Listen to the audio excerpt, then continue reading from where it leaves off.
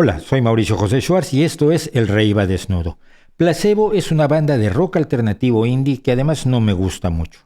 El efecto placebo es el título de una canción de Siouxsie and the Banshees.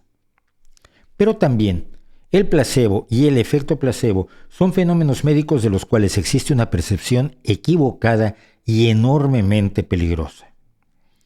Muy probablemente no es ni funciona como usted cree o como a usted le han dicho que funciona. De eso vamos a hablar hoy.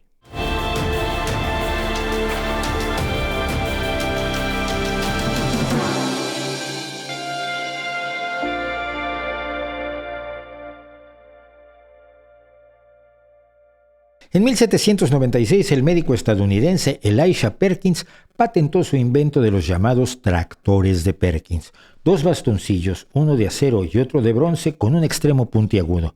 Pero, según contaba Perkins, en realidad estaban hechos de extrañas y misteriosas aleaciones de metales descubiertos por él que tenían la asombrosa capacidad de extraer el fluido eléctrico dañino que era la raíz del sufrimiento, para curar la inflamación, el reumatismo y los dolores en la cabeza y el rostro, para empezar. El nombre de tractores era precisamente porque tiraban de este misterioso fluido eléctrico cuando uno los pasaba durante unos 20 minutos en la zona afectada, para luego pasar a cobrar afectando el monedero de sus pobres víctimas.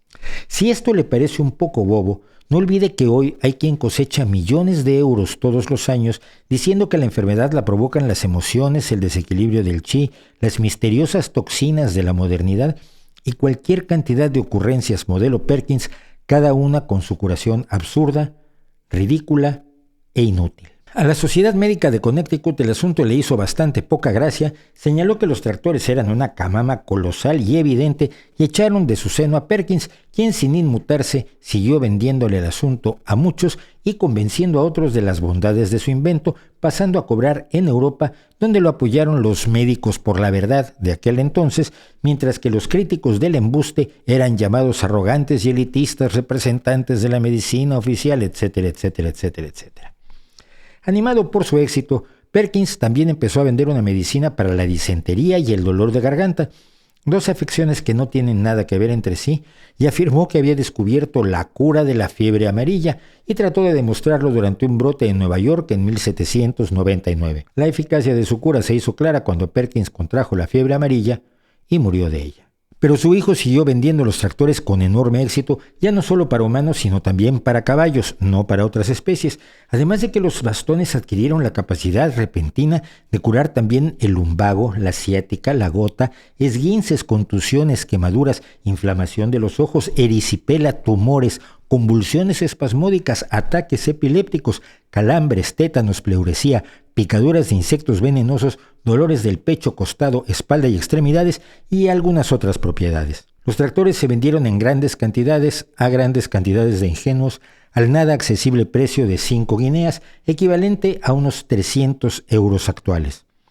Este elevado precio llamó la atención de John Haygarth, un médico progresista e interesado en la justicia social como factor de la salud, además de promotor del rigor científico en la medicina. Buscando demostrar que era innecesario pagarle 5 guineas a la avispada familia Perkins, Haygarth diseñó un experimento en el que simuló tratar a 5 pacientes reumáticos con unos falsos tractores hechos de madera, pero que imitaban a los metálicos. 4 de los 5 pacientes dijeron que el dolor había disminuido. Al día siguiente, Haygarth trató a los pacientes con los tractores médicos reales y el resultado fue el mismo, del que dio cuenta en su informe sobre la imaginación como causa y cura de los trastornos del cuerpo. Allí escribió Haygarth que se había mostrado, a un nivel que nunca se había sospechado, la poderosa influencia sobre las enfermedades que produce la mera imaginación. Haygarth también sugirió que esto era uno de los motivos por los cuales los médicos famosos eran más exitosos que los desconocidos. Sin que él lo supiera, su experimento fue el primer estudio controlado por placebo, aunque él, por supuesto, no usó la palabra. Desafortunadamente fue también un estudio que demostró que la charlatanería no se ve afectada por los datos científicos, pues los tractores de Perkins se siguieron vendiendo como rosquillas hasta la muerte en 1810 del hijo de Elisha Perkins, después de lo cual se fueron desvaneciendo.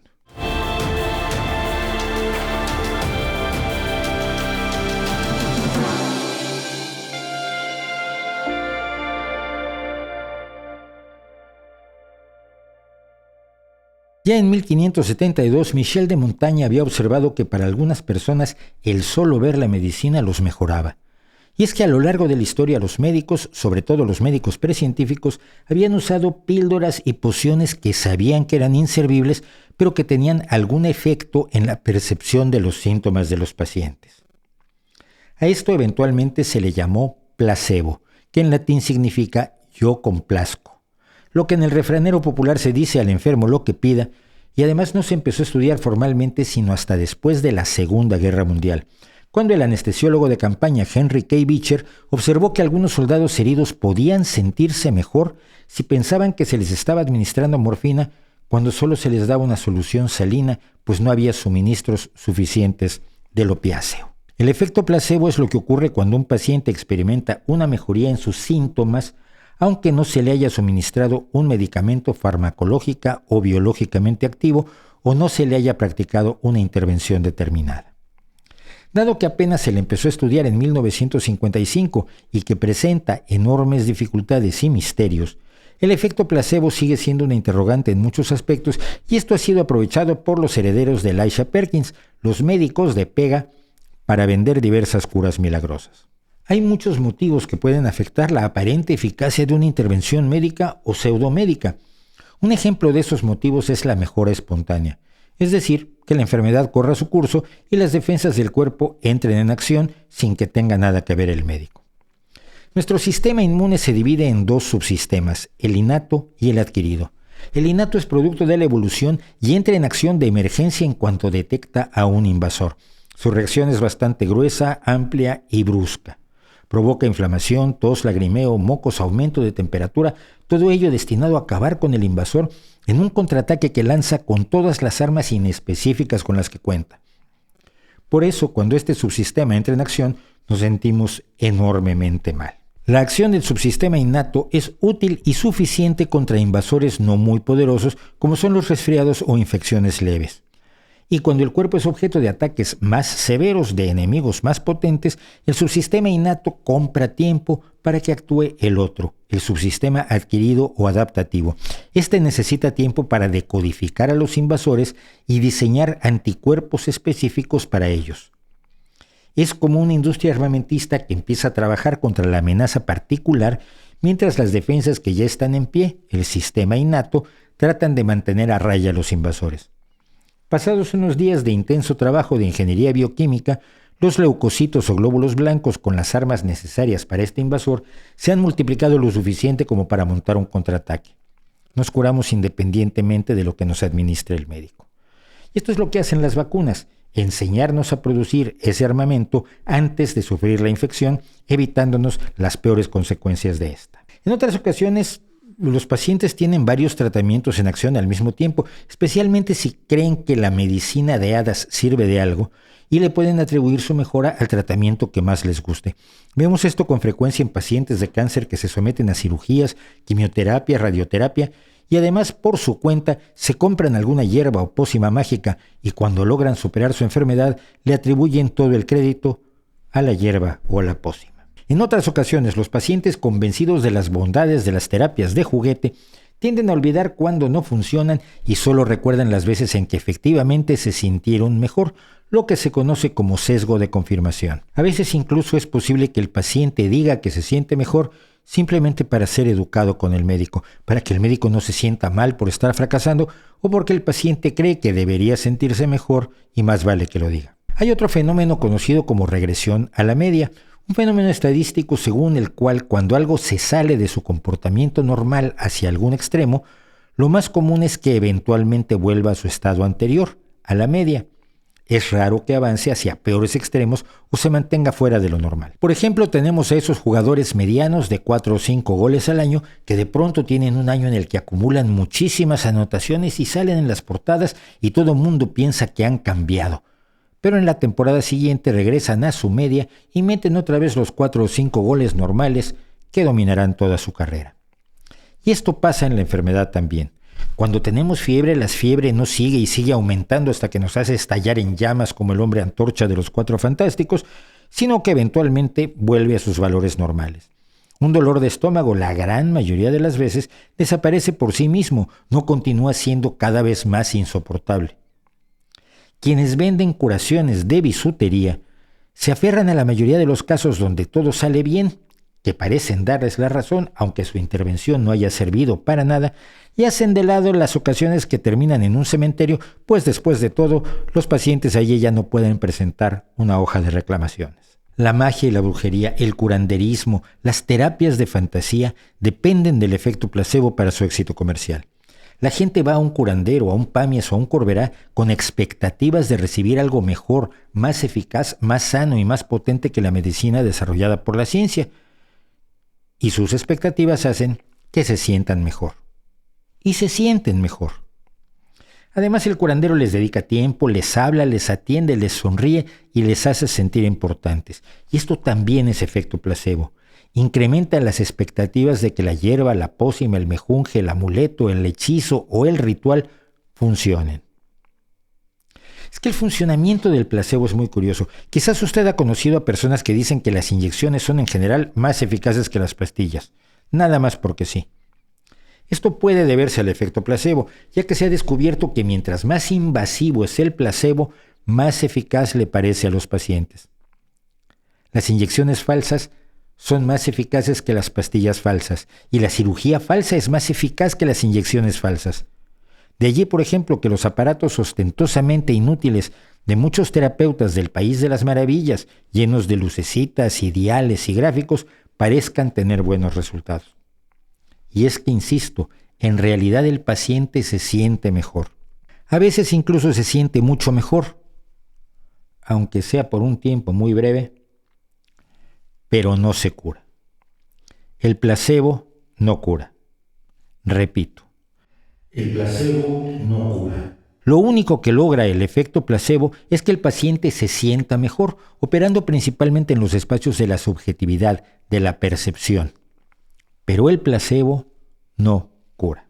El placebo no cura. Precisamente por ello, desde mediados del siglo pasado, el placebo se utiliza como marco de referencia para probar los medicamentos reales. En los estudios clínicos se compara a un grupo de participantes que reciben el medicamento objeto del estudio y a otro grupo que recibe un placebo. Por supuesto, los pacientes no saben si están recibiendo el medicamento o el placebo para que sus expectativas no cambien los resultados. Y como esas expectativas también pueden verse afectadas por la actitud de los profesionales de la salud que les atienden, quienes les administran el medicamento placebo tampoco saben cuál de las dos opciones les están dando. Esto es lo que se llama un ensayo de doble ciego, porque ni los participantes ni sus cuidadores inmediatos ven qué está administrándoseles. De esta manera, sabemos que un medicamento funciona si su efecto es significativamente mayor que el del placebo, manteniendo iguales todas las demás variables posibles, los muchos factores que pueden influir en el resultado. Si todos los pacientes tienen una regresión a la media, todos mejoren igual, todos dicen que sus síntomas son más leves o todos empeoran, sabemos que el medicamento no está haciendo nada. Pero, ¿el placebo está haciendo algo?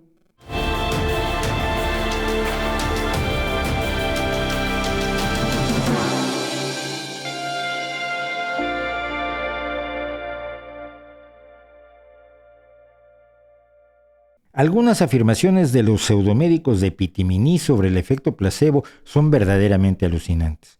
Hay un conocido embustero llamado Joe Dispenza que se presenta como doctor, aunque su doctorado es en quiropráctica, lo que es equivalente a un doctorado en cacería de unicornios. Afirma que al recibir un placebo, el cerebro humano empieza a producir químicamente la sustancia que cree que está recibiendo y así se cura únicamente con el pensamiento. No hay ninguna prueba de esto y la propuesta es absolutamente delirante e irracional, considerando que el cerebro humano no tiene la capacidad de sintetizar sustancias químicas, no tiene la capacidad de sintetizar más que las sustancias químicas propias de su funcionamiento. Lo que hace gente como Dispenza es malinterpretar y presentar erróneamente y malintencionadamente descubrimientos que dicen que un placebo puede hacer que el cerebro produzca sus propios analgésicos. Pero nada más, solo esos analgésicos que tratan el síntoma del dolor y solamente el síntoma del dolor. El cerebro no puede sintetizar antibióticos, medicamentos oncológicos, insulina, ni ninguna de las miles de sustancias utilizadas en distintas aproximaciones terapéuticas. La gente a la que le gusta jugar a médicos y enfermeras, esos personajes que no estudiaron medicina o si la estudiaron no la aprendieron, suele entender de modo incorrecto el concepto de placebo para llegar a conclusiones como la de que la mente controla al cuerpo y luego de ahí saltar a la mente cura al cuerpo. Que la mente controla el cuerpo no es ninguna novedad, pero ellos la exageran hasta afirmar que esa interacción llega a la magia, a lo imposible, a lo ultraterreno, a la curación, lo cual no es cierto. ¿La mente afecta al cuerpo? Es raro que para algunos esto sea como una gran maravilla que nadie había descubierto antes. Por ejemplo, ahora mi mente le va a ordenar a mi mano que se eleve, y se va elevando, y se va elevando, y se va elevando. Asombroso, ¿eh? Ahora le ordena que cierre el puño, y lo cierra. ¡Wow! La mente controla al cuerpo. La mente controla al cuerpo y controla parte de nuestras reacciones fisiológicas, por supuesto. Recuerde cuando ha despertado de una pesadilla con el corazón acelerado, o cuando tiene pensamientos sexuales y empieza a aumentar su presión sanguínea y se producen un montón de alteraciones y cambios en preparación a la posibilidad de tener actividad horizontal. Y cuando sentimos miedo, aumenta el ritmo cardíaco, sudamos, se contraen los vasos sanguíneos superficiales, se dilatan las pupilas, etcétera, etcétera. Sí, lo que pensamos afecta ciertas reacciones en nuestro cuerpo, pero no puede hacer magia. No puede hacer que el cuerpo produzca sustancias que no tiene forma ni elementos para producir, no puede generar energías mágicas, no puede producir poderes sobrenaturales y no puede curar. ¿Por qué el placebo? No sé si lo había dicho. El placebo no cura. El placebo no cura. El beso de la mamá en la rodilla raspada, el kinesiotape en el cuerpo del deportista expectante, la píldora de azúcar del homeópata, la aguja del acupunturista, el tirón del quiropráctico, el hierbajo del curandero, el ritual mágico de los brujos, todo el mundo de las presuntas medicinas alternativas puede hacer que alguien se sienta mejor si tiene la expectativa de que se va a sentir mejor. Pero solo se va a sentir mejor. El placebo no es la mente curando al cuerpo porque el placebo no cura. El placebo es la mente diciéndose que está mejor, aunque no lo esté, y esto es peligroso. Hay un caso que ejemplifica de manera impresionante el poder y el riesgo del efecto placebo. Una mujer española sufrió un cáncer primero de hígado que luego se extendió a sus huesos. Hay que recordar que el tratamiento oncológico normal es difícil, a veces es incómodo y toma tiempo. Así que esta paciente desesperada decidió buscar otro camino y cayó en manos de un vendedor de unos tractores de Perkins llamados Bioneuroemoción, que afirma que toda enfermedad es producto de problemas emocionales. Por tanto, si resuelves tus problemas emocionales, te curarás de cualquier enfermedad, de cualquier enfermedad. El sujeto que promueve esta fantasía, equivalente al fluido eléctrico malévolo de Elisha Perkins, es un gran vendedor. Es una persona con enorme carisma y capacidad de convencimiento, lo que se conoce como un encantador de serpientes. Decía Groucho Marx que la sinceridad es la clave del éxito. Si puedes fingirla, ya la hiciste. Y este personaje, al parecer, es enormemente capaz de fingir sinceridad, de crear expectativas en sus pacientes, de convencerlos. Y esta paciente se sentía mejor y estaba convencida de que se estaba curando siguiendo las indicaciones del usurpador médico, que entre otras cosas le exigió que abandonara toda relación familiar y de amistad. Le dijo también que no debía tratar su cáncer de ninguna manera, debía dejar que creciera en su interior hasta que se resolviera solo. Y ella se sentía mejor, y sintiéndose mejor, murió.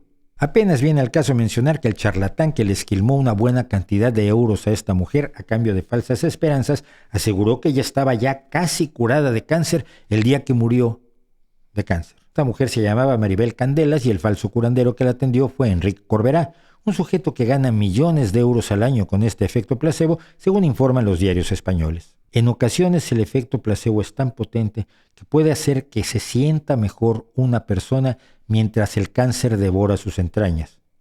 Pero contrario a lo que suele creerse, contrario a lo que se dice en la Facultad de Medicina de Facebook y en la Escuela Internacional de Cirugía de WhatsApp, no puede curar. El placebo no cura. El placebo no cura. Si esta paciente u otros como ellas no se hubiera sentido mejor y hubiera seguido con los tratamientos científicamente demostrados, ¿habría muerto? ¿Habría vivido más tiempo? ¿Habría vivido con mayor calidad de vida? En este caso no lo sabemos. Lo más trágico es que ella tampoco lo va a saber nunca. Pero en muchos otros casos sí sabemos que la gente ha disminuido brutalmente sus probabilidades de cura, sus probabilidades de tener una vida más larga y de más calidad por el uso de prácticas que solamente hacen que uno se sienta mejor, pero no tienen valor terapéutico. Y ese es solo uno de los muchos peligros que tiene el placebo en manos de un charlatán eficaz. Y ese es solo uno de los peligros que tiene el efecto placebo en manos de un charlatán eficaz.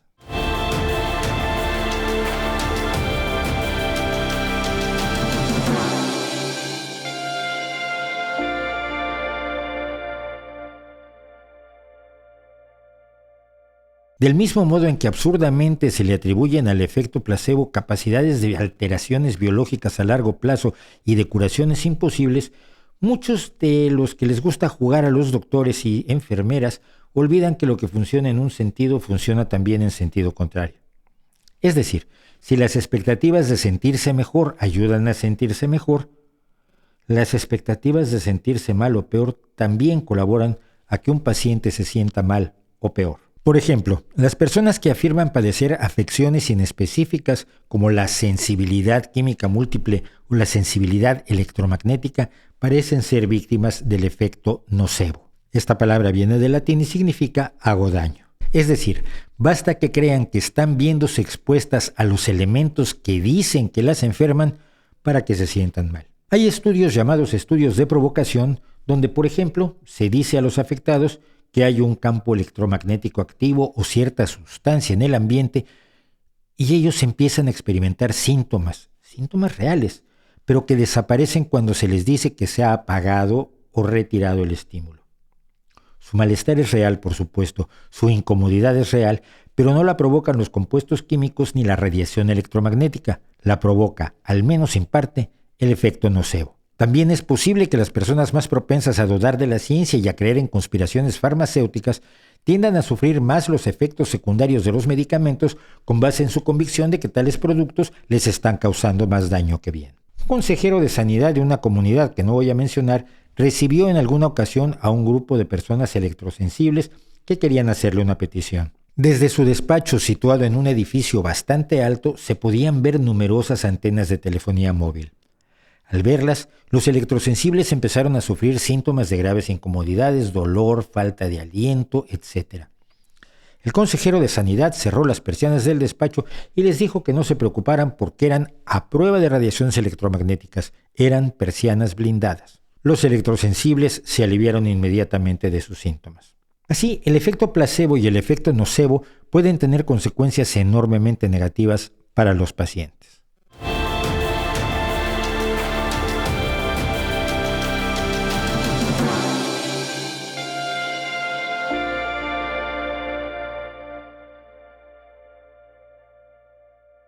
El uso poco ético e irresponsable del efecto placebo para vender tratamientos del país de nunca jamás implica promover entre los pacientes creencias enormemente peligrosas, alejarlos del conocimiento científico y, como ofrecen cierto alivio pero no curan, y solo abordan síntomas subjetivos y autoevaluados, pueden apartarlos de tratamientos eficaces aunque menos atractivos.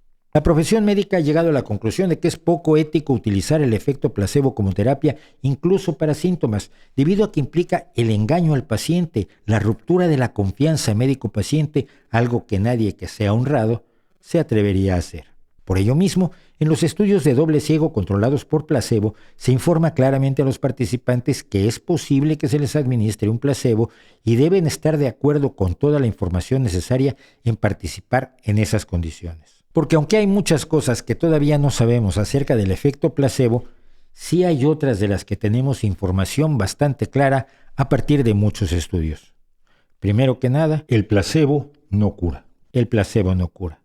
Solo trata los síntomas. Y esta es una acusación falsa que curiosamente con frecuencia hacen los creyentes en las medicinas de ficción contra la medicina real, que solo es sintomática. No, el placebo es el que es solo sintomático. Además, los efectos placebo no son realmente potentes, son muy modestos cuando los comparamos con los impresionantes resultados que puede lograr una cirugía de importancia vital o medicamentos potentes y bien administrados como los antibióticos, la insulina, las vacunas o los anestésicos. Además, habitualmente los efectos del placebo no duran más allá de unas pocas semanas o meses, obligando al paciente a cambiar de tratamiento con cierta frecuencia, cosa que es común ver entre quienes utilizan medicinas alternativas y a lo largo de la vida van saltando de terapia en terapia, de placebo en placebo.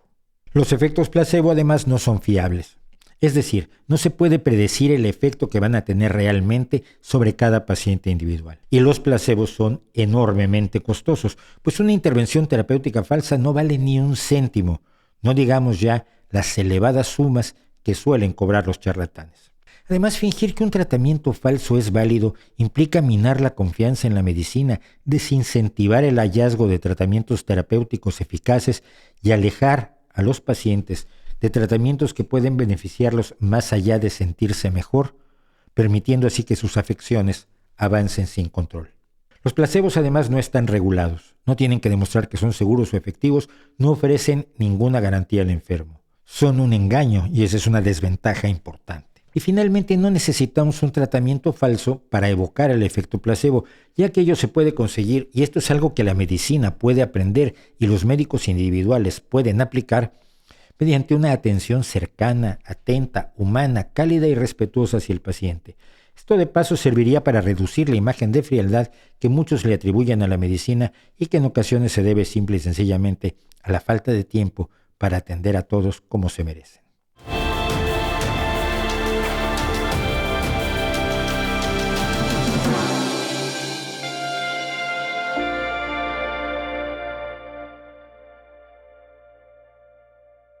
Hay muchas cosas que no sabemos sobre el efecto placebo, pero lo que sí sabemos, lo sabemos gracias a la ciencia y la medicina, no a los charlatanes. Y así sabemos que no curan y que presentarlos como curaciones es un engaño. La medicina real es imperfecta, pero la medicina de cartón piedra es totalmente imperfecta. La medicina es en muchos aspectos un negocio, pero la medicina de patio de juegos es un negocio infinitamente más sucio porque ofrece cuando mucho un placebo a cambio de dinero que no es falso y entrega esperanzas que se pueden convertir en pasaportes para el cementerio. Y en ese sentido, toda la codicia y corrupción que pueda haber en el mundo de la medicina y las farmacéuticas es infinitamente menor a la codicia y corrupción de quienes engañan a la gente sin que les importe matarla, ofreciéndoles sentirse bien en el mejor de los casos. Ni mentes sobre la materia, ni energías maravillosas, ni curaciones mágicas. El placebo es una herramienta de la medicina que en manos de quienes se creen doctores y enfermeras es un arma altamente peligrosa. Por ello, decir que el placebo no hace nada es perder de vista una enorme parte del panorama de lo que hemos aprendido de este singular efecto y de los riesgos que comporta, y que a diferencia de los riesgos que tiene la medicina de verdad, no ofrece ningún beneficio real, lo cual no es algo que debiera complacernos. ¿No cree usted?